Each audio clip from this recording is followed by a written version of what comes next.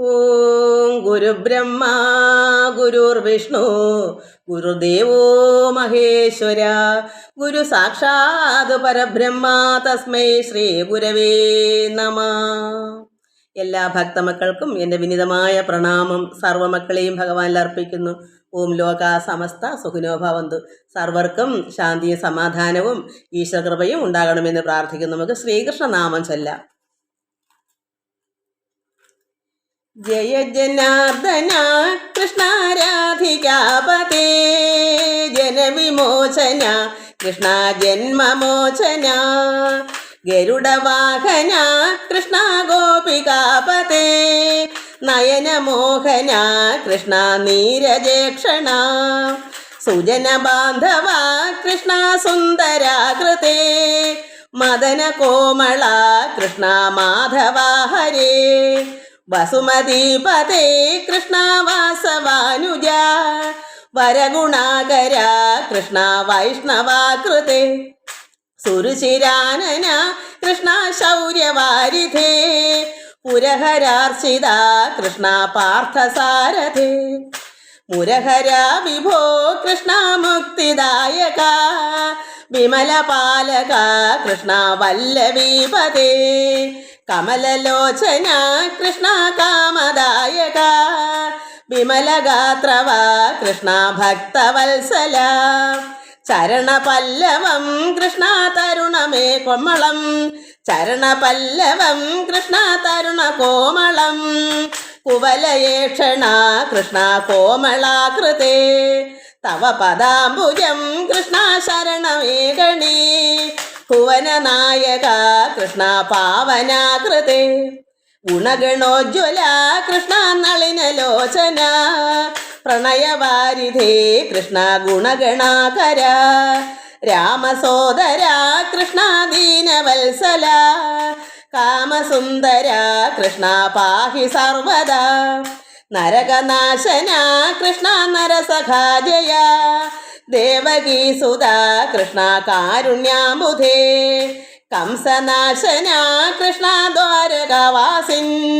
ഭാസുരാത്മകം കൃഷ്ണ ദേഹി മംഗളം തൃപ്പദാംബുജം കൃഷ്ണ കാമകോമളം ശരണമായി വരാൻ കൃഷ്ണ തരണമേ വരം കരുണതാവകം കൃഷ്ണ ചരണദാസരാ ഇവരിലെപ്പോഴും കൃഷ്ണ ചൊരിയണേ വിഭോ ശ്രീകണ്ഠേശ്വരം കൃഷ്ണ മുക്തി മന്ദിരം ഭക്തവത്സല കൃഷ്ണ കാമദായക പാരമേശ്വര കൃഷ്ണ നിത്യം അർച്ചിത പിള്ളതൻ കവി കൃഷ്ണ തള്ള എന്ന പോൽ നിർമ്മിതാകൃതി കൃഷ്ണ നന്മയാകണേ സ്തോത്രകീർത്തനം കൃഷ്ണ നിത്യമംഗളം ദാസദാസനാ കൃഷ്ണ അടിയനെ സദാ കാത്തുകൊള്ളണേ കൃഷ്ണ സർവദാ വിഭോ ദാസദാസനാ കൃഷ്ണ അടിയനെ സദാ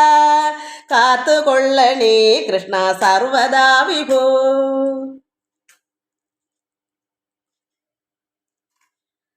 കൃഷ്ണ കൃഷ്ണ മുകുന്ദ ജനാർദ്ദന കൃഷ്ണ ഗോവിന്ദ നാരായണ ഹരേ അച്യുതാനന്ദ ഗോവിന്ദ മാധവ സച്ചിദാനന്ദ നാരായണ ഹരേ കൃഷ്ണ കൃഷ്ണ മുകുന്ദ ജനാർദ്ദന കൃഷ്ണ ഗോവിന്ദ നാരായണ ഹരേ അച്യുതാനന്ദ ഗോവിന്ദ മാധവ സച്ചിദാനന്ദ നാരായണ ഹരേ ഗുരുനാഥൻ തുണ ചെയ്യ സന്തതം തിരുനാമങ്ങൾ നാവിന്മേലെപ്പോഴും പിരിയാതെ ഇരിക്കണം നമ്മുടെ നരജന്മം സഫലമാക്കിടുവാൻ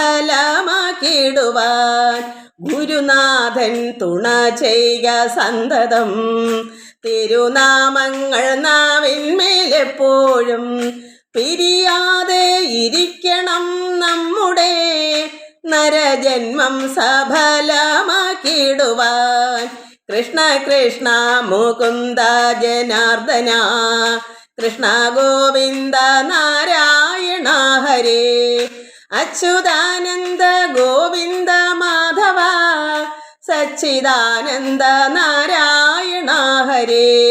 കൃഷ്ണ കൃഷ്ണ മുകുന്ദ ജനാർദ്ദന കൃഷ്ണ ഗോവിന്ദ നാരായണ ഹരേ. അച്യുതാനന്ദ ഗോവിന്ദ മാധവ സച്ചിദാനന്ദ നാരായണ ഹരേ. നമ്മൾ വിപ്രപത്നി അനുഗ്രഹ ലീലയാണ് വായിച്ചുകൊണ്ടിരുന്നത്. കാരണം യജ്ഞശാലയ്ക്കൽ യാഗങ്ങൾ ചെയ്യുമായിരുന്നു ബ്രാഹ്മണർ. അപ്പോൾ ഭഗവാൻ അവിടേക്ക് ആഹാരത്തിന് വേണ്ടി കുട്ടികളെ പറഞ്ഞു വിട്ടതാ. അപ്പോൾ നമ്മളും എപ്പോഴും യജ്ഞം നടത്തണം. എന്താ യജ്ഞം? പ്രാർത്ഥനയായാലും മതി മക്കളെ. സ്തോത്രഗീതം, സ്തോത്രയാഗം, അതൊരു യാഗമാണ്, യജ്ഞമാണ്. നമ്മൾ നന്നായി ഈശ്വരനെ അറിഞ്ഞ് പ്രാർത്ഥിക്കുക. ഒത്തിരി നാമങ്ങളൊക്കെ അങ്ങനെ ചൊല്ലുമ്പോൾ അതൊരു യജ്ഞമാണ്. നമുക്കതാണ് ഏറ്റവും നല്ലത്. ഭക്തി വർദ്ധിക്കാനും ഈശ്വരനോട് സ്നേഹം, അതായത് അത്ര ഭക്തിയിൽ ഈശ്വരനോട് ലയിക്കാൻ നന്നായി പ്രാർത്ഥിക്കണം. അത് യജ്ഞമാണ്. എൻ്റെ അച്ഛൻ അങ്ങനെ നല്ല ഭജന നടത്തുമായിരുന്നു. അത് സ്തോത്രയാഗം എന്ന് പറയും. അതുകൊണ്ട് നമ്മൾ എപ്പോഴും പ്രാർത്ഥനയാണ് ഏറ്റവും നല്ലത്. ഇപ്പോൾ കലികാലത്തിൽ അതും കൂടാ വേണ്ടേ. അതുകൊണ്ട് നമുക്ക് എത്രത്തോളം നാമം ചൊല്ലാം അത്രയും നല്ലതാണ്. എല്ലാവരോടും ഒത്തിരുന്ന് ചൊല്ലണം. വീട്ടിൽ എത്ര പേരുണ്ടോ എല്ലാവരുടെ കൂടി ഇരുന്ന് യജ്ഞം, അതൊരു യജ്ഞമാണ്. അതാണ് ഈശ്വരന് ഇഷ്ടം. ഭക്തിയാണ്, ഭഗവാനുള്ള ഭക്തിയാണ് ഭഗവാൻ നോക്കുന്നത്. ഈ യോഗിനിമാരെന്താ ഭഗവാൻ ഇഷ്ടം വന്നത്? ഈ ഭഗവാനെ സാക്ഷാത്കാരം, അതായത് അവരെ പ്രത്യക്ഷമായി കാണിക്കാൻ വേണ്ടിയാണ് ഭഗവാൻ കുട്ടികളെ അങ്ങോട്ട് പറഞ്ഞു വിട്ടത്. അവർ എപ്പോഴും ഭഗവാനെ പ്രാർത്ഥിക്കുന്നുണ്ടായിരുന്നു. അപ്പോൾ ഈശ്വരന് കണ്ണന് തോന്നി അവർക്ക് സാക്ഷാത്കാരം, അതായത് നേരിട്ട് പ്രത്യക്ഷമാകണമെന്ന്. അതുകൊണ്ടാണ് ഭഗവാൻ അവിടെ അവരെ വരുത്തിയത്. അത് നമുക്കും അത് മനസ്സിലാക്കണം. നമുക്ക് എപ്പോഴും പ്രാർത്ഥനയും എത്രയും ഭക്തിയും എല്ലാം ഉണ്ടായി യജ്ഞം ദിവസേന കൃത്യനിഷ്ഠ പോലെ നടക്കും. ആ യോഗിനി, ആ ബ്രാഹ്മണ സ്ത്രീകളെ കൂടെ നമുക്കും ആകണം. അതാണ് നമ്മൾ വേണ്ടത്. നമുക്ക് അത് വായിക്കാൻ കഴിഞ്ഞ പ്രാവശ്യം നമ്മൾ വായിച്ചത് ഈ യോഗിനിമാരായ ഈ സ്ത്രീകളടുത്ത് ഈ കുട്ടികളെന്ന് പറഞ്ഞു, പിന്നെ കുട്ടികൾക്ക് വിശക്കുന്നു, ആഹാരം തരണമെന്ന് കേട്ടപ്പോഴേ അവർ ചോറും കറികളും എല്ലാം എടുത്ത് കൊണ്ട് ഇറങ്ങിയപ്പോൾ ഈ ബ്രാഹ്മണ പുരുഷന്മാർ അവരെ തടുത്തു. പക്ഷെ അവർ കേട്ടില്ല. അവർ അപ്പോൾ തന്നെ ഭഗവാന്റെ അടുക്കലേക്ക് വന്നു. ആഹാരങ്ങളെല്ലാമായിട്ട് വന്ന് അത് മാനസശുദ്ധിയോട്, അവരുടെ മനസ്സിൽ അത്രത്തോളം ശുദ്ധമായ മനസ്സിൻ്റെ അത് ഹൃദയമാകുന്ന അത് അത്ര ശുദ്ധത അവർക്ക് എത്രയും ഭഗവാനിൽ ഭക്തിയും ശുദ്ധിയും ഉണ്ട്. അപ്പോൾ മനസ്സിന് നല്ല ശുദ്ധിയോട് അന്നാദികളെല്ലാം എടുത്തുകൊണ്ട് ആ വിപ്രന്മാർ തടുത്തിട്ട് പോലും കേൾക്കാതെ അവർ ഭഗവാന്റെ അടുക്കലേക്ക് മായാമയൻ കൃഷ്ണ സന്നിധവും ചെന്നവർ ഭഗവാന്റെ അടുക്കലേക്ക് തന്നെ അവർ ചെന്നു. മലർപ്രഭമെല്ലാം നിറഞ്ഞു. ഭഗവാന്റെ നിറം, കായാമ്പൂവിൻ്റെ നിറം എങ്ങനെ ശോഭിക്കുന്ന അതുപോലെ പ്രഭ ഭഗവാനെ അവർ കാണുന്നു. സർവ്വ ആഭരണങ്ങളോടും കൂടി നല്ല വേഷം, അതായത് എല്ലാം ഒരുക്കത്തോടും മയിൽപ്പീലിയും മുടിയിൽ തിരികി കുണ്ഡഹാരങ്ങളും വനമാല എല്ലാ മാലകളും പീതവസ്ത്രവും എല്ലാം അണിഞ്ഞ് കുണ്ടലങ്ങളും തോൾവളയും കൈവളയും എല്ലാം ഇട്ട് നന്നായി ഭഗവാൻ പ്രകാശിച്ചവിടെ നിന്നവരെ കാണിച്ചു. അവരൊക്കെ നന്നായി ഭഗവാനെ പ്രത്യക്ഷമായി കണ്ടതുപോലെ. എന്താ കാരണം? ഭഗവാൻ വിചാരിച്ചു അവരെത്ര നാളുകൊണ്ടേ ഭഗവാനെ കാണാൻ പ്രാർത്ഥിക്കുന്നു. അത് മനസ്സിലാക്കിയതുകൊണ്ടാണ് നമുക്കും അതുപോലെ ആകണം. അതുകൊണ്ട് നമ്മളവിടെ കങ്കണം, തോൾവള, രത്നാകുലിയവും പങ്കജം വേണുവും കൈകളിലെങ്കിലും ഭഗവാന്റെ കൈകളിൽ താമരയുണ്ട്, വേണു മുരളി അതായത് ഓടക്കുഴലുണ്ട്.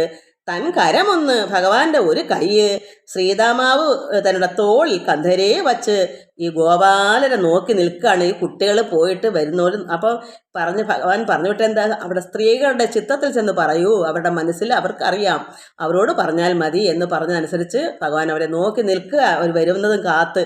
ആരുടെ തോളിലാ കൈവച്ചെന്ന സുധാമാവ്, അത് മിത്രൻ്റെ സുഹൃത്തിൻ്റെ തോളിൽ ഒരു കരവും വെച്ചിങ്ങനെ നോക്കി നിൽക്കുന്നു, കുട്ടികൾ വരുന്നു എന്ന്. അപ്പോൾ യോഗേശനാം കൃഷ്ണനെ കണ്ടൊരു യോഗിനിമാർ അതിഭക്തിയാ വണങ്ങിനാകെ നോക്കി നിന്നപ്പോൾ ഈ യോഗിനിമാരായ ബ്രാഹ്മണ സ്ത്രീകൾ വന്നു ഭഗവാനെ കണ്ടു. അതിഭക്തിയാ ഭഗവാനെ വണങ്ങി. അവർ നേത്രം സഫലം നമുക്കെന്ന് ചിന്തിച്ചു. അവിടെ കണ്ണുകൾക്ക് സഫലമായി ഭഗവാനെ കണ്ടപ്പോൾ നേത്രേണ കൃഷ്ണഗാത്രം അകത്താക്കിനാർ. ഭഗവാനെ അവർ ഉള്ളിലാക്കി. ചിന്തിച്ചിരുന്ന് യഥേഷ്ടമെല്ലാം അവരന്തരമെന്ന് ലഭിച്ചു നിർബോധമാ. അവർ ചിന്തിച്ചാണ് ഈ യോഗിനിമാർ എപ്പോഴും ഭഗവാന് തന്നെയാണ് ശരണം. ചിന്ത മനസ്സിൽ എന്താ, മറ്റൊന്നുമില്ല. അവർക്ക് എപ്പോഴും ഭഗവാനെയാണ് ഓർമ്മ. ചിന്ത എപ്പോഴും മറ്റെന്ത് ചെയ്യുമ്പോഴും ഭഗവാനെയാണ് അവരുടെ ചിന്തയിൽ, മനസ്സിൽ. അതുകൊണ്ട് ചിന്തിച്ചിരുന്നു യഥേഷ്ടമെല്ലാം അവരന്തരമെന്നി ലഭിച്ചു നിർബോധമായെല്ലാം സാഫല്യമായി. അവർ വിചാരിച്ചതുപോലെ യഥേഷ്ടം അവർക്ക് സാധിച്ചു. ഭഗവാനെ കണ്ടു തൃപ്തിയായി. നേത്രം കണ്ണുകൾക്ക് സഫലമായി. അവിടം വരെ നമ്മൾ വായിച്ച് നമുക്കിനി കണ്ടു വായിക്കാം.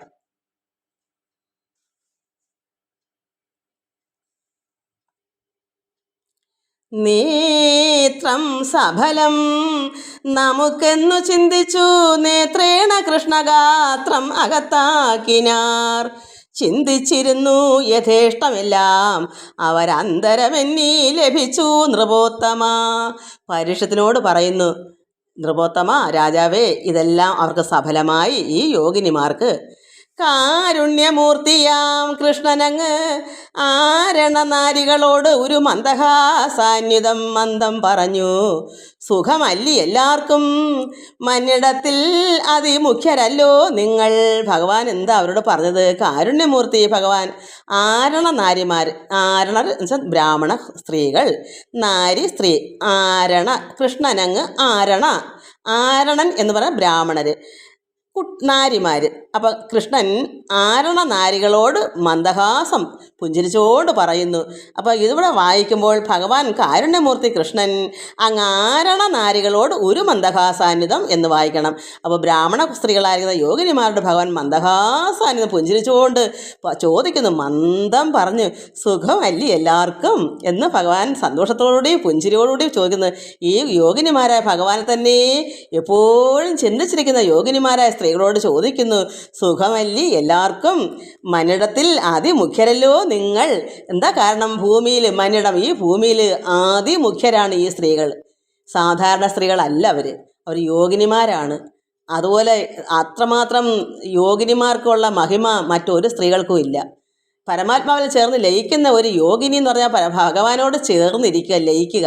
അവർ എന്നും നിത്യേന ഭഗവാനെ ഭജിച്ച് ഭജിച്ച് യോഗിനിമാരായ യോഗം ചേർച്ച ഭഗവാനുമായിട്ട് ചേർന്ന ഒരു സ്ത്രീകളാണ് അവരെ പോലെ മുഖ്യ സ്ത്രീകൾ ആരും തന്നെ ഭൂമിയിൽ ഉണ്ടായിട്ടില്ല. കാരണം എന്താ? സാധാരണ സ്ത്രീകളൊക്കെ ഈ ലോക ജീവിതത്തിലെ സ്ത്രീകളാണ്. ഇവിടെ എന്താണ് അവർ ബ്രാഹ്മണ സ്ത്രീകൾ വെച്ചാൽ എന്താ? ബ്രഹ്മത്തെ അറിഞ്ഞവർ. ഇവിടെ ബ്രാഹ്മണർ എന്ന് പറയുമ്പോൾ മനസ്സിലാക്കണം, അവരുടെ ഭർത്താക്കന്മാർ യഥാർത്ഥ ബ്രാഹ്മണരല്ല. കാരണം എന്താ? ഇവിടെ ജാതി അല്ല ഇവിടെ ഉദ്ദേശിക്കുന്നത്. ബ്രാഹ്മണൻ എന്ന് പറഞ്ഞാൽ ബ്രഹ്മജ്ഞാനി എന്നർത്ഥം. അപ്പോൾ അവർ യാഗങ്ങളൊക്കെ ചെയ്യുന്നുണ്ട്, പക്ഷേ യഥാർത്ഥ ബ്രഹ്മത്തെ അറിയാതെ ചെയ്യുന്നു. കഥ അറിയാതെ ആട്ടം കാണുക എന്ന് വെച്ചാൽ അവർക്ക് യഥാർത്ഥത്തെ ഈ പുരുഷന്മാർക്ക് അറിഞ്ഞുകൂടാ. ഇപ്പോൾ ഭാഗവതം തന്നെ പലരും വായിക്കും, യഥാർത്ഥം അറിയാതെയും വായിക്കും, അറിഞ്ഞും വായിക്കും. അപ്പോൾ അറിയാതെ വായിക്കുന്നവർക്ക് അറിവില്ലായ്മ. അതുപോലെ അവർ യജ്ഞം നടത്തി, പക്ഷേ അവർക്ക് ഈ യജ്ഞം ഈ യജ്ഞം ചെയ്യുന്ന ആർക്കാണിത്, ആർക്ക് വേണ്ടിയാണ് ചെയ്യുന്നത്, ആർക്ക് കൊടുക്കാനാണ് ഇതൊക്കെ നടത്തുന്നത്, പൂജകളും പ്രാർത്ഥനകളൊക്കെ പരമാത്മാവിനാണെന്നുള്ള അറിവില്ലായ്മയാണ്. അതാണ് അന്ധകാരം. അപ്പോൾ ഈ ബ്രാഹ്മണ പുരുഷന്മാർ വെച്ചാൽ അവർ ബ്രഹ്മജ്ഞാനികളല്ലാത്തത് കൊണ്ടാണ് അവർക്ക് അറിവില്ലാതായിപ്പോൾ. എന്നാൽ ഈ സ്ത്രീകൾക്കോ അവർ ബ്രാഹ്മണരാണ്, അവർ യോഗിനിമാരാണ്, ബ്രഹ്മത്തെ അറിയുന്നവരാണ് അവർ. അതുകൊണ്ടാണ് ഭഗവാൻ നോക്കുന്നത്, ഇവർ യോഗിനിമാരാണ്. നിങ്ങൾ ഭൂമിയിൽ മന്നിടത്തിൽ അതിമുഖ്യരല്ലോ നിങ്ങൾ. എന്തായി മുഖ്യര്? അവർ ബ്രഹ്മജ്ഞാനികളാണ് ഈ സ്ത്രീകൾ. അതുകൊണ്ടാണ് ഇവിടെ മതോ ജാതിയോ അല്ല ഇവിടെ ഉദ്ദേശിക്കുന്നത്. അവർ പരമാത്മാവിൽ ലയിച്ചു കഴിയുന്നവരായതുകൊണ്ട് അവരെ ബ്രാഹ്മണ സ്ത്രീ വിപ്ര സ്ത്രീകൾ എന്ന് പറയുന്നത്. നമ്മൾക്ക് എല്ലാവർക്കും ഏത് ജാതിയായാലും ഏത് നീച സ്ത്രീകൾക്കായാലും അവിടെ ജാതി മതം അല്ല ഇവിടെ പറയുന്നത്. ഇവിടെ ബ്രഹ്മത്തെ അറിയുന്നവൻ ബ്രഹ്മജ്ഞാനി, ബ്രാഹ്മണൻ എന്ന് പറയും. അതുകൊണ്ട് ഇവിടെ പുരുഷന്മാരെക്കാളും ഇന്ന് നമുക്ക് തന്നെ അറിയാമല്ലോ, ഒരുപാട് സ്ത്രീകൾക്കാണ് ഭക്തി. അവർ സ്തോത്രയാഗങ്ങളും ഒക്കെ നന്നായി ചെയ്യുന്നുണ്ട് വീടുകളിൽ ഭഗവാന്റെ കാരണം ഈ ഭാഗവത പാരായണങ്ങളും അതുപോലെ തന്നെ പ്രാർത്ഥനകളൊക്കെ വളരെ വളരെ ഇഷ്ടം. അതാണ് യോഗം. ഭഗവാനോട് ചേർച്ച ഉണ്ടെങ്കിലേ അവർക്കത് തോന്നും. ഇതൊക്കെ വായിക്കാനും ഭക്തിപരമായി ചിന്തിക്കാനൊക്കെ അവർക്കേ കഴിവുള്ളൂ. ചില പുരുഷന്മാർക്ക് ഉണ്ട്, ഇല്ലെന്നല്ല, ഒരുപാട് പേർക്കുണ്ട്. പക്ഷെ എന്നാൽ കൂടുതലും പേർക്കും സ്ത്രീകൾക്കാണുള്ളത്. അതുകൊണ്ട് കാരുണ്യമൂർത്തിയാം കൃഷ്ണൻ അങ്ങ് ആരണനാരികളോട് ഒരു മന്ദഹാസാന്വിതം മന്ദം പറഞ്ഞു. സന്തോഷത്തോട് പുഞ്ചിരിയോടുകൂടി മന്ദഹാസാന്വിതം ഭഗവാൻ പറയുന്നു, സുഖമല്ലി എല്ലാവർക്കും മന്നിടത്തിൽ അതിമുഖ്യരല്ലോ നിങ്ങൾ. അപ്പം നമ്മൾ ചിന്തിക്കണം, ഭഗവാനെ നമ്മൾ അറിഞ്ഞാൽ ഭഗവാൻ പറയും നമ്മൾ മന്നിടത്തിൽ അതിമുഖ്യരാണെന്ന്. മറ്റുള്ളവർക്കൊന്നും അറിയത്തില്ല. കാരണം അറിവില്ലാത്തവരെങ്ങനെ പറയും മുഖ്യരാണെന്ന്? അവർ നോക്കുമ്പോൾ സാധാരണ സ്ത്രീകളെ പോലാണല്ലോ എല്ലാം.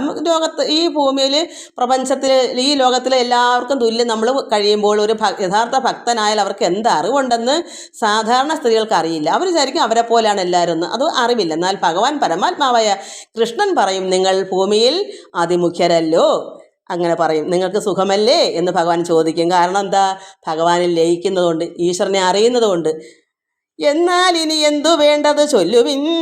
തന്നുടെ ഭർത്തൃപുത്രാദി സകലവും നന്നായി ഉപേക്ഷിച്ചു ചിത്തത്തിൽ എന്നെയും വന്ദിച്ച് ഉറപ്പിച്ചുകൊണ്ട് വഴി പോലെ വന്ന അതുമൂലം അതിതുഷ്ടനായി ഞാൻ. അപ്പോൾ ഇവിടെ ഭഗവാൻ പറയുന്നു, തന്നുടെ അതായത് ഈ സ്ത്രീകളുടെ ഭർത്താവും പുത്രരും സകലവും ഭർത്താക്കന്മാർ പറഞ്ഞിട്ട് പോലും കേൾക്കാതെ അവർ ഭഗവാന് വേണ്ടി അന്നങ്ങളും ആഹാരങ്ങളും എല്ലാം എടുത്തുകൊണ്ട് ഇറങ്ങി, മറ്റെല്ലാം വിട്ട് കളഞ്ഞു. കാരണം അവിടെ ഈശ്വരനെ മാത്രമേ അവർ ചിന്തിച്ചുള്ളൂ. ഭർത്താവ് പറഞ്ഞിട്ടൊന്നും കേൾക്കാതെ എന്താ കാരണം? ഈ ലോക ചിന്തയിൽ നിന്നെല്ലാം അവർ മോചനം നേടിയിട്ട് ഭഗവാനേ എന്നുള്ള ചിന്ത. അപ്പോൾ ഒന്ന് ഇങ്ങനെ ഭഗവാൻ അവിടെ ഉണ്ടെന്ന് കേട്ടപ്പോഴേ അവർ ഉടനെ എല്ലാമായി എടുത്തുകൊണ്ട് ഇറങ്ങി. മക്കളെയും ഭർത്താവിനെല്ലാം കളഞ്ഞിട്ടാണ് അവരവിടേക്ക് വന്നത്. തങ്ങളുടെ ഭർത്തൃപുത്രാദി സകലവും നന്നായി ഉപേക്ഷിച്ച് ചിത്തത്തിൽ പരമാത്മാവിനെ, അത് അവരുടെ ഉള്ളത്തിൽ എന്നെയും അത് കൃഷ്ണനെയും വന്ദിച്ചുറപ്പിച്ചുകൊണ്ട് വഴിപോലെ വന്നത് മൂലം, അങ്ങനെയാണ് നിങ്ങളിവിടേക്ക് വന്നത്. നിങ്ങളുടെ ഉള്ളത്തിൽ ഞാൻ തന്നെയായിരുന്നു, അതുകൊണ്ട് അത് വഴിപോലെ നിങ്ങളത് വന്നത് മൂലം അതിതുഷ്ടനായി ഞാൻ സന്തോഷമായി. ആദി വെച്ചാൽ അത്രത്തോളം സന്തോഷവാനായി ഭഗവാൻ, ഞാൻ എന്ന് പറയുന്നത് ഈശ്വരൻ കൃഷ്ണൻ വന്നത് മൂലം അതിതുഷ്ടനായി ഞാൻ. അന്യം ഉപേക്ഷിച്ച് ഇവിടെ അങ്ങനെ വായിക്കണം, ഞാൻ അന്യം എന്ന് വായിക്കണം. അപ്പം ഞാൻ എന്ന് പറഞ്ഞ ഭഗവാൻ കൃഷ്ണൻ മനസ്സിലാക്കി, എന്നെ നിങ്ങൾ വഴിപോലെ പൂജിച്ചു, എന്നെ വന്ദിച്ചുറപ്പിച്ചുകൊണ്ട് ചിത്തത്തിൽ എന്നെ തന്നെ നിങ്ങൾ ഗ്രഹിച്ചു. അതുകൊണ്ടാണ് അതുകൊണ്ട് ഞാൻ വളരെ സന്തോഷവാനായി. അന്യം ഉപേക്ഷിച്ച് സേവിപ്പവർക്കെന്നും മറ്റുള്ളതെല്ലാം ഉപേക്ഷിച്ച് ഭഗവാനെ തന്നെ സേവിപ്പവർക്ക് എന്താ കൊടുക്കുന്നേ? വന്നുകൂടാ ജന്മസംസാര ദുഃഖവും. അങ്ങനെ ഉള്ളവർക്ക് ഈ ലോകത്തിലെ ജനനമരണാദി ദുഃഖങ്ങളൊന്നും ഭഗവാൻ കൊടുക്കുകയില്ല. അവർക്ക് കൈവല്യം പ്രാപിക്കാം. അതാണ് ഭഗവാൻ പറയുന്നത്. കാരണം ഭഗവാൻ തന്നെ മറ്റുള്ളതെല്ലാം ഉപേക്ഷിച്ച്, അന്യം ഉപേക്ഷിച്ചു. അന്യം എന്ന് വെച്ചാൽ ഭർത്താവും മക്കളും ധനവും വീടും കൂടെല്ലാം ഉള്ളത്തിൽ നിന്ന് അവരുടെ മനസ്സിൽ നിന്നെല്ലാം വിട്ടുമാറ്റി ഭഗവാനേ എന്നുള്ള ചിന്തയിൽ അവർ സർവ്വതും എടുത്തുകൊണ്ട് ഭഗവാന്റെ അടുക്കലേക്ക് വന്നു. അങ്ങനെ സേവിക്കുന്നവർക്ക് എന്തു വരും? വന്നുകൂടാ. എന്താ വരാത്തത്? ജന്മസംസാര ദുഃഖം, ഈ ലോകത്തുള്ള ദുരിതാബ്ധി അതൊന്നും ഇനി വരത്തില്ല. ജനന മരണമാകുന്ന ഈ സംസാര ദുഃഖമെല്ലാം ഒഴിഞ്ഞു മാറി ഭഗവാൻ അവർക്ക് കൈവല്യം കൊടുക്കുന്നു. അതാണ് വന്നുകൂടാ ജന്മസംസാര ദുഃഖവും. ഭക്തിയോടെന്നെ ഭജിക്കുന്നവർക്ക് ആശു മുക്തി കൊടുക്കും, അതിനില്ല സംശയം. ഇത്രത്തോളം ഭക്തിയോട് ഭഗവാനെ ഭജിക്കുന്നവർക്ക് ആർക്കായാലും മുക്തി കൊടുക്കും, അതിനൊരു സംശയവും ഇല്ല. ഭഗവാൻ അറിയാം യഥാർത്ഥ ഈ ഭൂമിയിൽ ആരാണ് അത്രത്തോളം ഭഗവാനെ അതായത് സ്തോത്രയാഗം, ഭഗവാനെ ആരാധിച്ച് പരമാത്മാവിൽ ലയിക്കുന്ന ഒരു യോഗിനിയോ ഒരു യോഗിയോ ആവുന്നവർക്കാണ് ഭഗവാൻ സന്തോഷമാണ്. ഭഗവാൻ അവർക്ക് യാതൊരു വിഷമങ്ങളും, ഈ ലോകത്തുള്ള വിഷമങ്ങളൊന്നും തന്നെ കൊടുക്കുകയില്ല. വന്നുകൂടാ സംസാര ദുഃഖവും. ഈ നമ്മൾ ജനിച്ചത് കൊണ്ടോ ഒന്നും ഇവിടുത്തെ ഒരു ദുഃഖ ദുരിതങ്ങളൊന്നും കൊടുക്കുകയില്ല, ആനന്ദം തന്നെ ആയിരിക്കും. അതുകൊണ്ടാണ് ഭഗവാൻ പറയുന്നത് വന്നുകൂടാ ജന്മസംസാര ദുഃഖം. ഭക്തിയോടെന്നെ ഭജിക്കുന്നവർക്ക് ആശമുക്തി കൊടുക്കും, അതിനില്ല സംശയം. ഒരു സംശയവും വേണ്ട, ഭഗവാൻ അത് നൽകും. നല്ലതു മേന്മേൽ ഭവിക്കുമേ നിങ്ങൾക്ക് കല്യാണഗാത്രിമാരെ ഗമിച്ചിടുവിൻ. അങ്ങനെ നിങ്ങൾക്ക് നന്മ തന്നെ ഭവിക്കും, ഒരു സംശയവുമില്ല. കല്യാണഗാത്രിമാരെ മംഗളത്തോട്, അതായത് അത്രമാത്രം സന്തോഷത്തോടുകൂടിയ ശരീരത്തോടുകൂടി ഈ സുന്ദരിമാരോട് പറയുന്നു, നിങ്ങൾ ഗമിച്ചിടുവിൻ, ഇതുപോലെ തന്നെ നിങ്ങൾ മുന്നോട്ട് പോകുവിൻ. യജ്ഞഭംഗം വരുത്തിയിടരുതെന്ന് കേട്ട് അജ്ഞരല്ലാത്തവർ ചിന്താ വിഷണ്ണരായി ചൊല്ലിനാർ കൃഷ്ണ കൃപാബ്ധേ മനോഹര മല്ല വിലോചന. ചൊല്ലരുത് ഇത്തരം.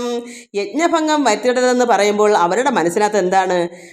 യജ്ഞഭംഗം. കാരണം നമുക്ക് തന്നെ അറിയാം, നമുക്ക് ഇന്ന് പ്രാർത്ഥന മുഴുകിയിരുന്ന നാളെ അത് മാറ്റാൻ പാടില്ല.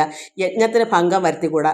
എപ്പോഴും നമ്മൾ പ്രാർത്ഥനയിൽ മുഴുകി തന്നെ ഇരിക്കണം. എങ്ങനെയാ? കൃത്യനിഷ്ഠ അനുസരിച്ച് നമുക്ക് സന്ധ്യാസമയങ്ങളിൽ ഇത്ര ഒരു മണിക്കൂറോ അരമണിക്കൂറോ നമുക്ക് സ്തോത്രയാഗത്തിൽ തന്നെ മുഴുകിയിരുന്നാൽ അത് എന്നും കൃത്യനിഷ്ഠയോട് ചെയ്യണം. അതിനൊരു ഭംഗം വരുത്തിക്കൂടാ, അത് ഇല്ലാതാക്കിക്കൂടാ, മുടക്കം വരുത്തിക്കൂടാ. ഭഗവാനെ നമുക്ക് ഒരു നേരത്തെ ആഹാരം കൃത്യനിഷ്ഠയായിട്ട് നമ്മൾ കഴിക്കുന്നത് പോലെ തന്നെയാണ് ആത്മാവിലുള്ള ആ ആഹാരവും. അതാണ് സ്തോത്രയാഗം. അത് പരമാത്മാവിനുമായിട്ട് ലയിക്കുന്നതാണ്, അതും മുടക്കിക്കൂടാ.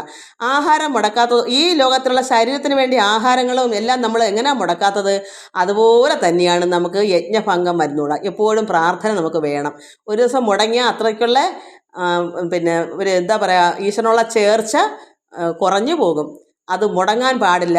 ഒരു നേരത്തെ ആഹാരം മുടങ്ങും നമുക്ക് ക്ഷീണം എങ്ങനെയാണ് വരുന്നത്, അതുപോലെ തന്നെയാണ് ആത്മാവിൻ്റെ നിറവും കുറഞ്ഞു പോകും.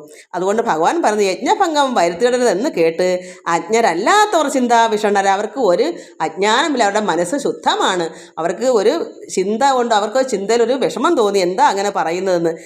അതുകൊണ്ട് അവർ ചൊല്ലിനാർ പറയുന്നു, കൃഷ്ണ കൃപാബ്ധേ മനോഹര മല്ലവിലോചന ചൊല്ലരുതിത്തരം ത്വൽസാവകാശം പുനരംഗസംഗമം ത്വൽപാദസ്പർശനം മോക്ഷപ്രദമതും. അവർ പറയുന്നു, ഭഗവാനെ അങ്ങനെ പറഞ്ഞുകൂടാ, അങ്ങയോടുള്ള ആ പുനരംഗസംഗമം, ഭഗവാനുമായിട്ടുള്ള അംഗസംഗമം വെച്ചാൽ ഇവർ ഇരു കൂട്ടരും ഭക്തനും ഭഗവാനുമായിട്ടുള്ള അംഗസംഗമം, ത്വൽപാദസ്പർശനം മോക്ഷപ്രദമാണ്. ഭഗവാനോടുള്ള ചേർച്ച, ആ സ്പർശനം, ഭഗവാനുള്ള ആരാധന, അത്രത്തോളമുള്ള മനഃശുദ്ധിയോടുകൂടിയ ഭഗവാനുള്ള ലയം, ഇതാണ് മോക്ഷപ്രദമതും. ഉൾപ്പൂവിൽ എത്ര നാളുണ്ടു തവ രൂപം ഇപ്പോലെ ധ്യാനിച്ചിരിക്കുന്ന ഞങ്ങളോട് ഇപ്പോഴിവണ്ണം പറയാതെ വേഗേന ത്വൽപാദ പങ്കജമങ്ങൾ തൻ മൂർധനി ചിൽപ്പുമാനായ നീ വച്ചുകൊള്ളേണമേ സൽപുരുഷ പ്രഭോ സേവാ ഫലപ്രദ. അപ്പോൾ അവർ പറയുന്നു, ഭഗവാനെ ഞങ്ങൾ എത്ര നാൾ കൊണ്ട് ഇങ്ങനെ അവിടുത്തെ രൂപം, തവ രൂപം ഇപ്പോലെ ഇതുപോലെ. ഭഗവാൻ ഇപ്പോൾ എങ്ങനെ അവർ പ്രത്യക്ഷമായോടെ നിൽക്കുന്ന കണ്ടത്, ആഹാരങ്ങളെല്ലാം കൊണ്ടുവന്നപ്പോൾ തേജസ്സോടുകൂടിയ ശോഭയോടുകൂടിയ കായാമ്പൂ വർണ്ണ പ്രഭയോടുകൂടി ഭഗവാന് സർവ്വ ആഭരണങ്ങളും കൂടി കണ്ടപ്പോൾ ഇതുപോലെ തന്നെയാണ് അവരെന്നും നിത്യേന പ്രാർത്ഥിക്കുന്നത്. തവ രൂപം, ഭഗവാന്റെ രൂപം ഇതുപോലെ അവർ എപ്പോഴും ധ്യാനിച്ചിരിക്കുന്ന ഞങ്ങളോട് ഇപ്പോഴീ വണ്ണം പറയാതെ വേഗേന ത്വൽപാദ പങ്കജങ്ങൾ മൂർധനി, ഞങ്ങളുടെ മൂർധാവിൽ ശില്പമാനായ നീ വച്ചുകൊള്ളണമേ. ഇതാ അവർ പറയുന്നത്. അവരെത്രത്തോളം ഭക്തിപരമായ ഭഗവാനോട് പറയുന്നത്. ഭഗവാൻ യജ്ഞഭംഗം വരുന്നത് വെച്ചാൽ നമുക്കിവിടെ ചിന്തിക്കേണ്ട ഇതാണ്, യജ്ഞഭംഗം പ്രാർത്ഥന മുടങ്ങരുത്. നമുക്കിപ്പോൾ അതാ ചിന്തിക്കണം, കലികാലമാണ്, നമുക്ക് ദിവസേന നമുക്ക് ഈ ലോകത്തിലുള്ള സർവ്വവും നമുക്ക് വേണമല്ലോ. അതുപോലെ അതിനേക്കാൾ ഉപരി നമുക്ക് പരമാത്മാവിൽ ലയിക്കണമെങ്കിൽ എപ്പോഴും ആരാധന വേണം, യജ്ഞം. നമുക്ക് സ്തോത്രയാഗമാകുന്ന യജ്ഞം എപ്പോഴും നടക്കണം. സന്ധ്യാസമയത്ത് 1 മണിക്കൂറെങ്കിലും നമുക്ക് നന്നായി പ്രാർത്ഥിക്കണം, ഭഗവാനോട്ട് ലയിക്കണം, ഒരു യോഗീശ്വരനായി നമ്മൾ മാറണം. പുരുഷന്മാരാണെങ്കിൽ യോഗീശ്വരനായും സ്ത്രീകൾ യോഗിനിയായും മാറണം. അതാ ഭഗവാൻ ഇവിടെ പറയും, യജ്ഞഭംഗം വരുത്തരുത് സ്ത്രീകളോട് പറയുന്നു. അവരോടത് പറയേണ്ട കാര്യം എന്താ, അവർ അത്ര ശുദ്ധരാണ്, അവർ ഭഗവാനീ എന്നുള്ള ചിന്തയാണ് അവർക്ക് എപ്പോഴും ഉള്ളത്. അതുകൊണ്ടാണ് ഭഗവാനോട് പറഞ്ഞത്. അല്ല സാധാരണ അവരുടെ യാഗശാലയിൽ യജ്ഞഭംഗം വരുത്തരുത് നല്ല അവിടെ ഉദ്ദേശിക്കേണ്ടത്. ഈ സ്ത്രീകളോട് പറഞ്ഞ് നിങ്ങൾ യജ്ഞഭംഗം ഭംഗം ആയിക്കൂടാ, മുടക്കരുത്. അതുകൊണ്ട് ത്വൽപാദ പങ്കജമെങ്ങൾ തൻ മൂർധനി ചിൽപ്പുമാനായി നീ വച്ചുകൊള്ളണമേ.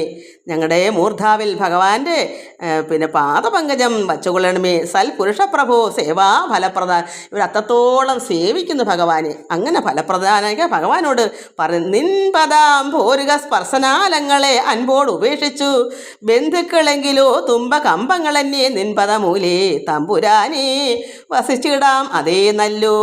എല്ലാം ഉപേക്ഷിച്ച് ബന്ധുക്കളും എല്ലാം തുമ്പ കമ്പങ്ങളെന്നെ നിൻപദമൂലേ, എല്ലാം മറ്റു കാര്യങ്ങളെല്ലാം മനസ്സിൽ നിന്ന് വിട്ടിട്ട് ഭഗവാനെ തന്നെ ചിന്തിച്ച് ആ പാദമൂലത്ത് തന്നെ തമ്പുരാനെ അവിടെ ഞങ്ങൾക്ക് വസിച്ചിടാം, അതേ നല്ലു, അതാണ് നല്ലത്.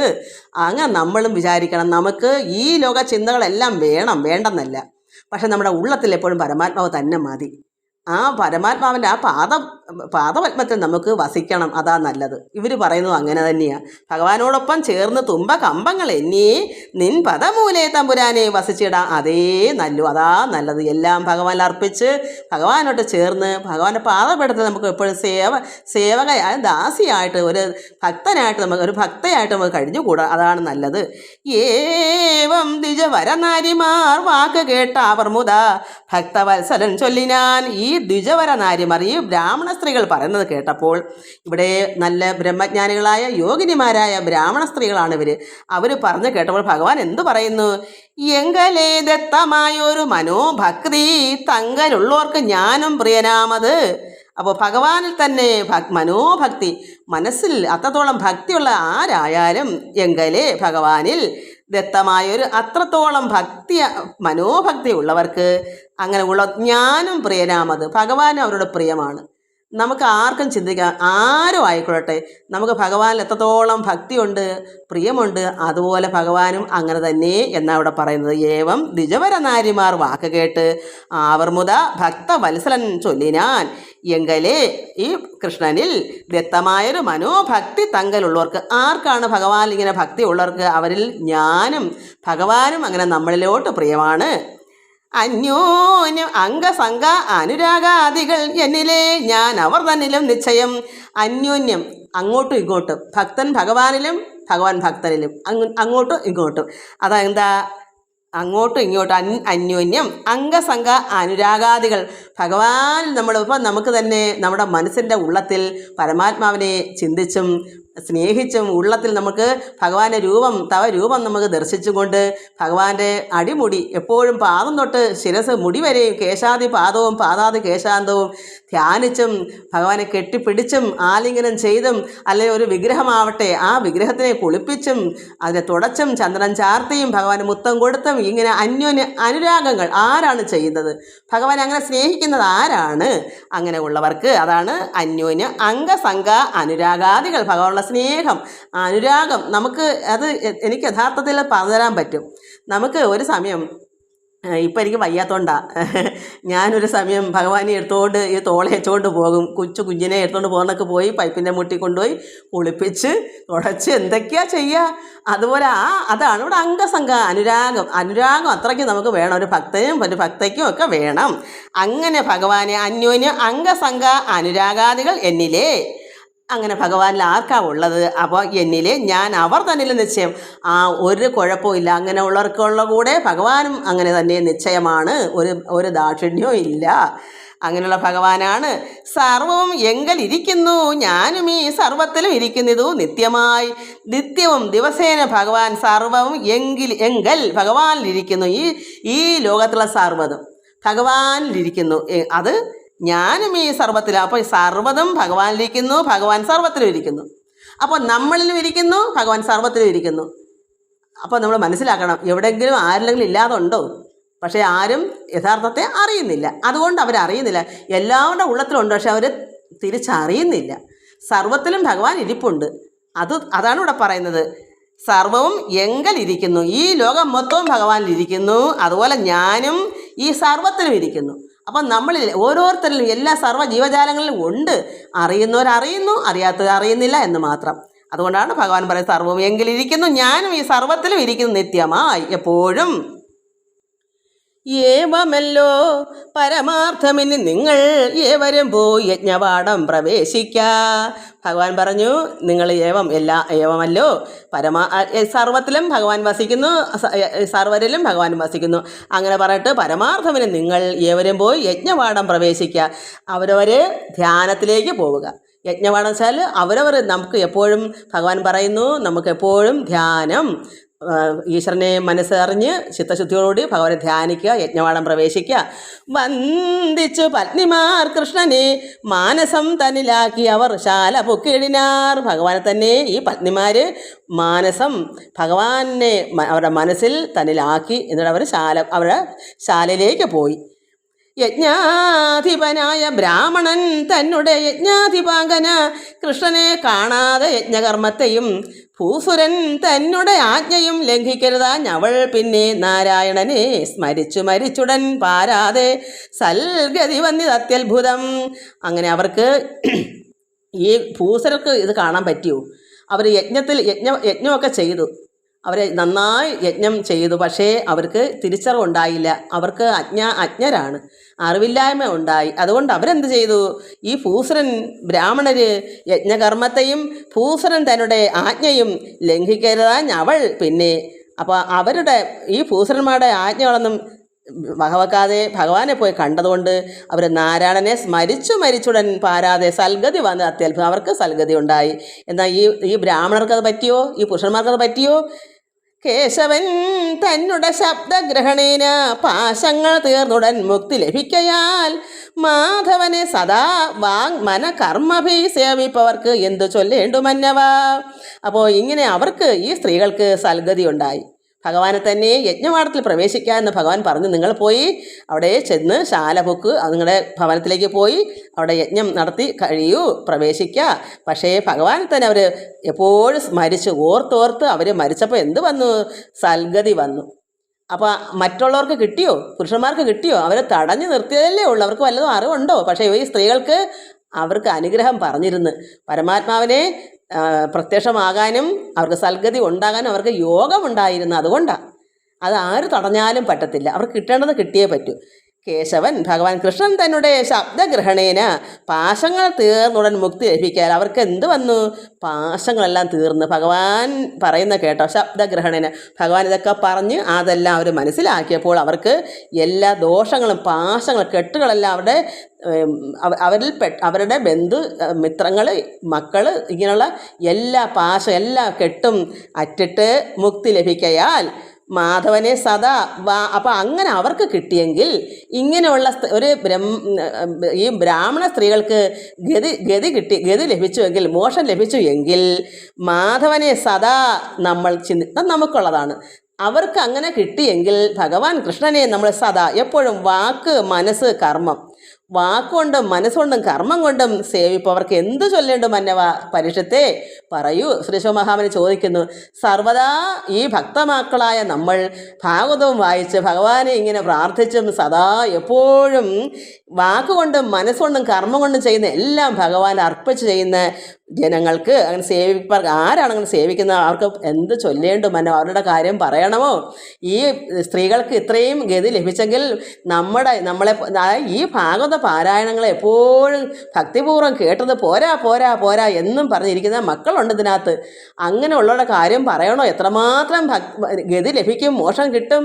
അതാ ഇവിടെ പറഞ്ഞ മഹാമുനി പരീക്ഷത്തിനോട് പറഞ്ഞത്. എത്രമാത്രം ഇങ്ങനെ എപ്പോഴും മനസാ വാചാ കർമ്മണ ചെയ്യുന്നതെല്ലാം സൽപ്രവർത്തികളാണ്. ഭഗവാനെ ധ്യാനിച്ചും പൂജിച്ചും വാക്കുകൊണ്ടും പ്രാർത്ഥിച്ചും മനസ്സുകൊണ്ട് ധ്യാനിച്ചും എല്ലാം ഇരിക്കുന്ന എല്ലാ കർമ്മങ്ങളും ഭഗവാനായിട്ട് തന്നെ അർപ്പിച്ച് ചെയ്യുന്ന ഒരു വ്യക്തിക്ക് പറയണമോ എത്രമാത്രം സൽഗതി ലഭിക്കും?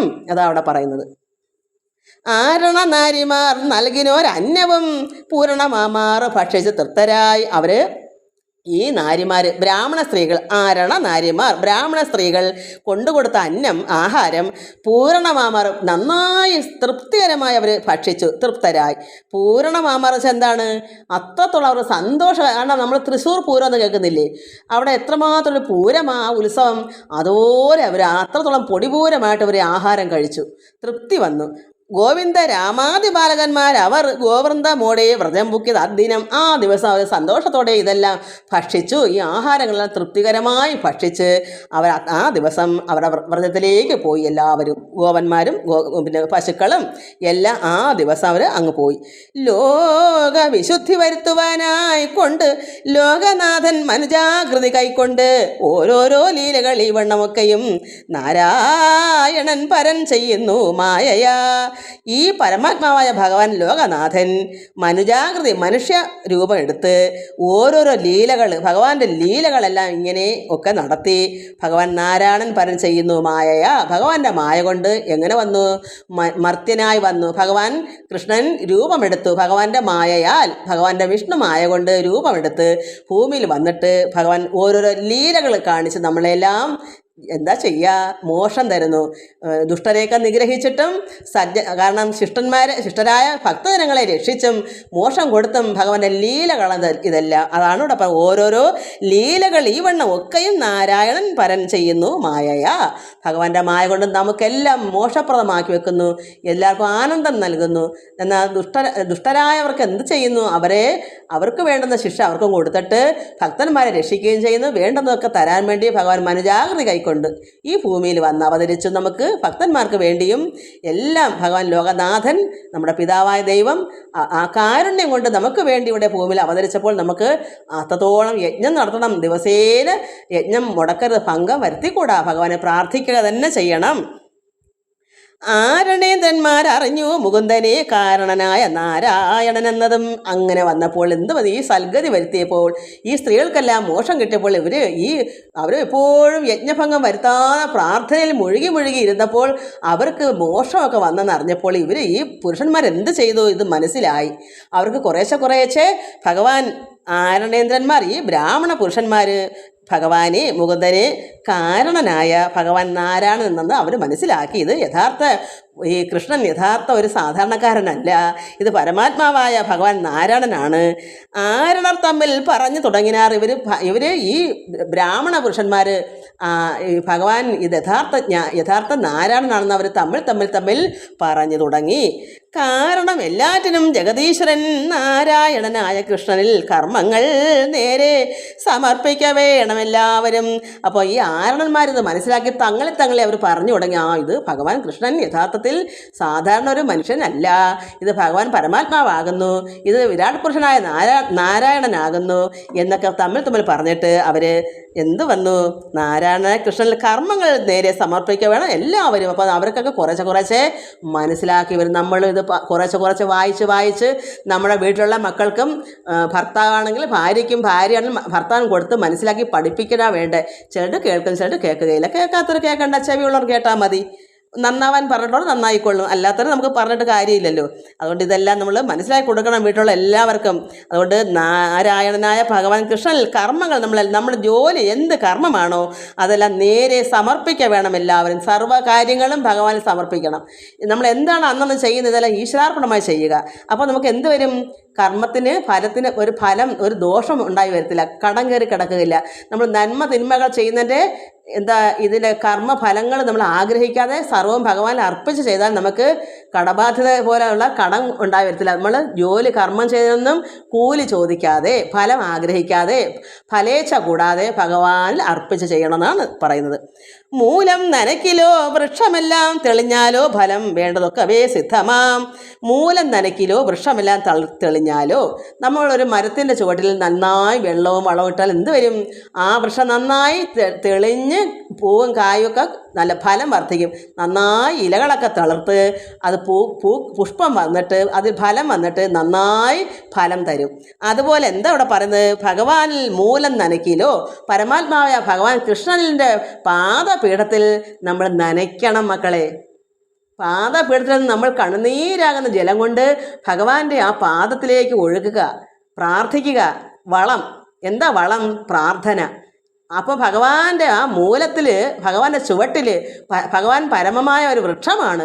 അങ്ങനെ ഈ സാധാരണ സസ്യമാകുന്ന വൃക്ഷത്തിൻ്റെ ചുവട്ടിൽ വെള്ളവും വളവും ചെയ്യുമ്പോൾ നന്നായി കായ്ക്കും, ഫലങ്ങൾ തരുന്നത് പോലെ ഭഗവാനാകുന്ന വൃക്ഷത്തിൻ്റെ ചുവട്ടിൽ കണ്ണുനീരാകുന്ന ജലം തളിച്ച് പ്രാർത്ഥനയോടുകൂടി നമ്മൾ ഇരിക്കുമ്പോൾ വളവും വെള്ളവുമായി.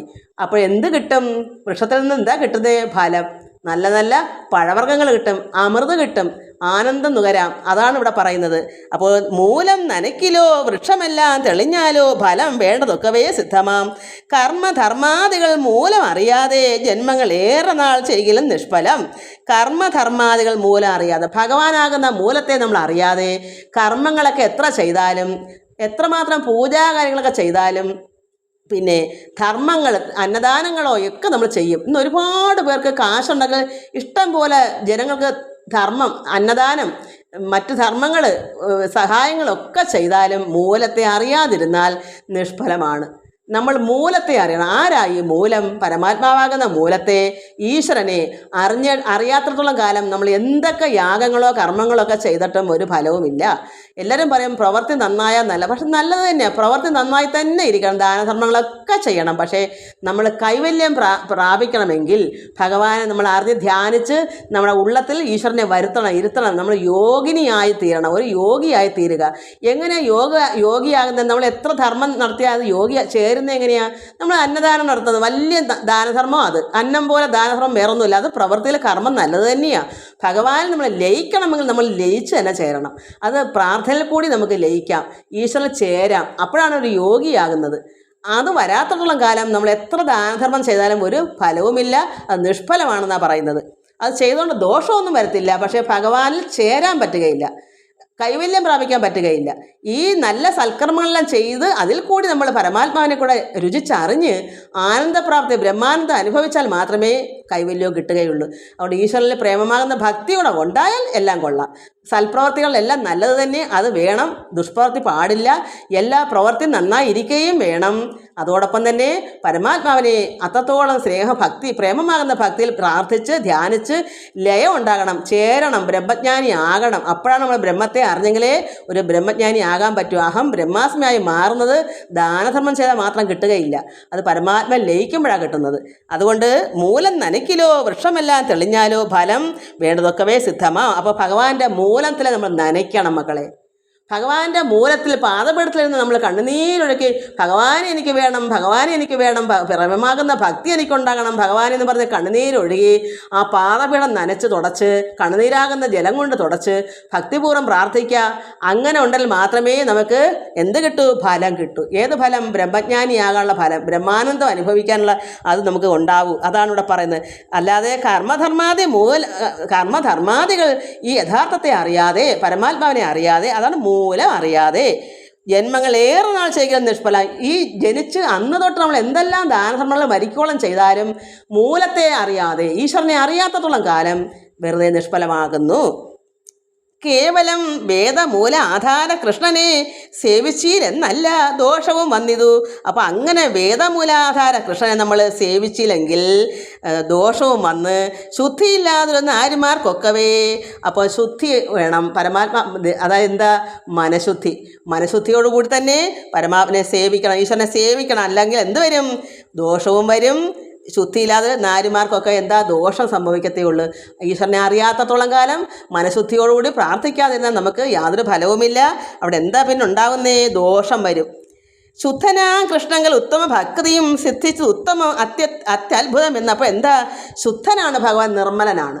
പരമാത്മാ കൃഷ്ണൻ നിർമ്മലജ്ഞാനിയാണ്. അപ്പോൾ ആ നിർമ്മലനായിരിക്കുന്ന ഭഗവാനെ നമ്മളും നിർമ്മലമാകുന്ന ചിത്തത്തോടുകൂടി നമ്മൾ ഭഗവാനെ പ്രാർത്ഥിക്കണം. അതാണ് ശുദ്ധനാം കൃഷ്ണങ്ങൾ ഉത്തമ ഭക്തിയും സിദ്ധിച്ചതു ഉത്തമ അത്യത്ഭുതമെന്ന് ബുദ്ധിയിൽ ഓർത്ത് പറഞ്ഞു തങ്ങൾക്കെല്ലാം ശുദ്ധി വരുവാൻ നമസ്കൃത്യ വന്ദിച്ചു ഭക്തിയാ മുകുന്ദനെ സേവിച്ചു വിപ്രരും. അപ്പോൾ വിപ്രരായി പുരുഷന്മാരിതെല്ലാം മനസ്സിലാക്കിയിട്ട് ഭഗവാനെ സേവിച്ചു തുടങ്ങി, ചിത്തശുദ്ധി വരുത്തി തുടങ്ങി. എന്താ? അജ്ഞാനം മാറി. അവർക്ക് അജ്ഞാനികളായതുകൊണ്ടാണ് ഈ സ്ത്രീകളെ അവിടേക്ക് വിടാഞ്ഞത്. അവർക്ക് മനസ്സിലായി ഭഗവാൻ യഥാർത്ഥത്തിൽ പരമാത്മാവ് ഭഗവാൻ നാരായണനാണ് കൃഷ്ണൻ, അല്ലാതെ സാധാരണ ഒരു മനുഷ്യനല്ല. അവർക്ക് മനസ്സിലായി. അപ്പോൾ ചിത്തശുദ്ധി വരുത്തി അവർ പാദപീഠത്തിൽ മൂലാധാര ആയിരിക്കുന്ന ഈ കൃഷ്ണൻ്റെ വൃക്ഷത്തിൻ്റെ ചുവട്ടിൽ വെള്ളവും വളവും കൊടുക്കുന്നു ഈ പുരുഷന്മാരും. എന്താ കാരണം? അവർക്ക് മനസ്സിലായി ഭഗവാൻ നാരായണൻ യഥാർത്ഥമായ കൃഷ്ണൻ ഭഗവാനാണ്, ഈശ്വരനാണ്. അതുകൊണ്ട് ആ പാദപീഠത്തിൽ നമുക്ക് ഇരിക്കണം, ആ ധ്യാനിച്ച് നമുക്ക് ലയിക്കണം, എന്നാലേ നമുക്ക് കൈവല്യം കിട്ടുള്ളൂ. അവർക്കും പോകെ പോകെ മനസ്സിലായപ്പോൾ അവരും ചെയ്യുന്നു. ശുദ്ധി വരുവാൻ എന്ത് ചെയ്യുന്നു?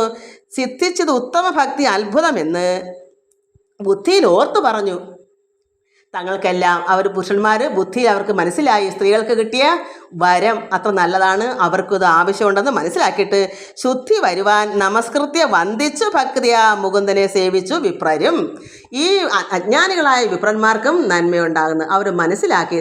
നമ്മുടെ വീടുകളിൽ എത്ര ഭക്തന്മാർ ഈ സ്ത്രീകളോ അല്ലെങ്കിൽ പുരുഷന്മാരോ ഇത് വായിച്ച് മനസ്സിലാക്കിയിട്ട് ഇത് ശരിയാണ്, ഭഗവാൻ കൃഷ്ണനെ ആരാധിക്കുക എന്ന് എത്ര കുടുംബത്തിൽ എത്ര സ്ത്രീകളോ പുരുഷന്മാരോ ചിന്തിക്കുന്നുണ്ട്. ഇതുപോലെ ഇവിടെ അജ്ഞാനികളായ പുരുഷന്മാർ ഈ സ്ത്രീകളെ കണ്ട് മനസ്സിലാക്കി യഥാർത്ഥ നാരായണനെ ഭഗവാനെ അവർ സേവിക്കുന്നു, അവർ വന്ദിക്കുന്നു, ചിത്തശുദ്ധിയോടുകൂടി തന്നെ പ്രാർത്ഥിക്കുന്നു നല്ല ഫലം കിട്ടാൻ, ബ്രഹ്മജ്ഞാനി ആകാൻ. അല്ലെങ്കിൽ ബ്രാഹ്മണൻ എന്ന് പറയാനേ പറ്റൂ. ബ്രഹ്മത്തെ അറിയാത്തവൻ ബ്രാഹ്മണനല്ല.